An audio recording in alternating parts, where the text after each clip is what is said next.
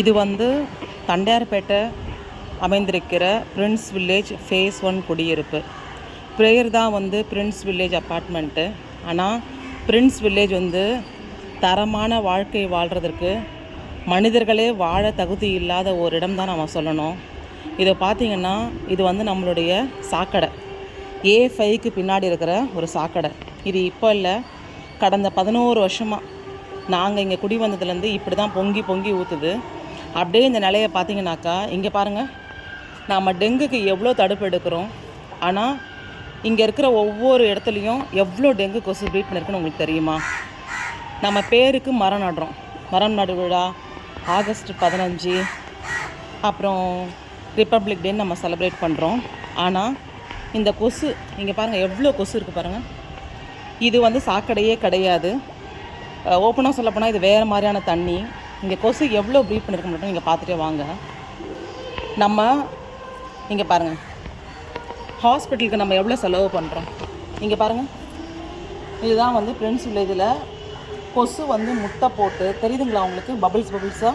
இதுதான் பிரின்ஸ் வில்லேஜினுடைய இன்றைய நிலைமை. இது அப்படியே போயிட்டே இருக்குது ஃபுல்லாகவே. பல முறை நம்ம அரசாங்கத்துக்கிட்ட சொன்னாலும் அவங்க என்ன சொல்கிறாங்கன்னா, உங்கள் அசோசியேஷனில் போய் சொல்லுங்கன்னு சொல்கிறாங்க. இதெல்லாம் வந்து கொசுவோட முட்டை, டெங்கு கொசுவோட முட்டை. ரிசர்ச் பண்ணி பார்த்ததில்ல. நம்ம உடம்புக்கு வந்தால் மட்டும்தான் நம்ம எல்லோரும் போகணும். இது அப்படியே போயிட்டே இருக்குது, நீளமாக போயிட்டுருக்கு. A5க்கு பின்னாடி பார்த்திங்கன்னா ஃபுல்லாக போயிட்டுருக்கு.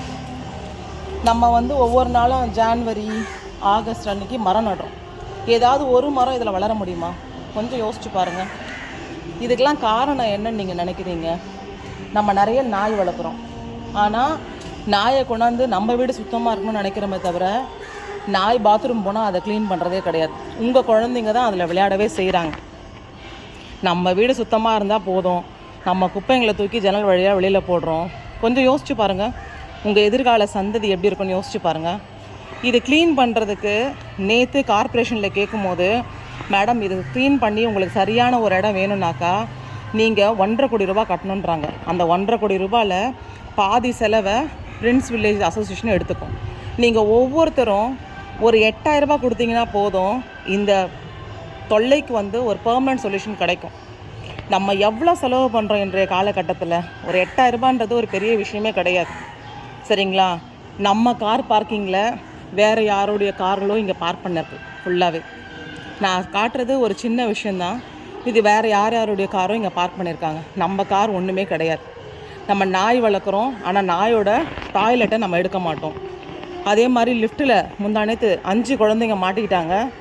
உயிர் போயிடுச்சுன்னா திருப்பியும் வரவே வராது. இதை பற்றி நீங்கள் ஒவ்வொருத்தரும் யோசிங்க. உண்மையாலுமே நீங்கள் பிரின்ஸில் குடியிருக்கிறவங்களா இருக்கட்டும், இல்லை பிரின்ஸ் வில்லேஜிலேருந்து நீங்கள் வரப்போகிற மாதிரி ஏதாவது ஐடியா இருந்தால் தயவு செய்து வராதிங்க.